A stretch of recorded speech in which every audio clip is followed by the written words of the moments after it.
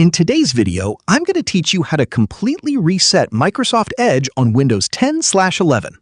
If your browser is acting slow, showing errors, or just not working the way it should, resetting it can be a quick way to fix those problems and start fresh. First, go ahead and open Microsoft Edge on your computer. Once it's open, look at the top right corner and click on the three-dot menu.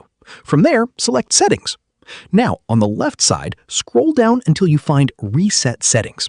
Click on it, and you'll see an option that says Restore Settings to their default values. Go ahead and click that. A confirmation box will appear asking if you're sure you want to reset the browser. If you're ready, click Reset.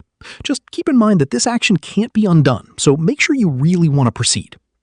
After the reset is complete, close Microsoft Edge completely and then open it again. This helps apply all the changes properly.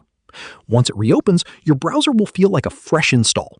Things like your startup page, new tab settings, search engine, and pinned tabs will all return to default. Any extensions you added will be disabled, and temporary data like cookies will be cleared. But don't worry, your important data is safe. Your bookmarks, browsing history, and saved passwords will still be there. Resetting Edge is a simple but powerful way to fix common issues and improve performance without losing your personal data. And that's how you completely reset Microsoft Edge. Share this video and subscribe for more helpful tutorials.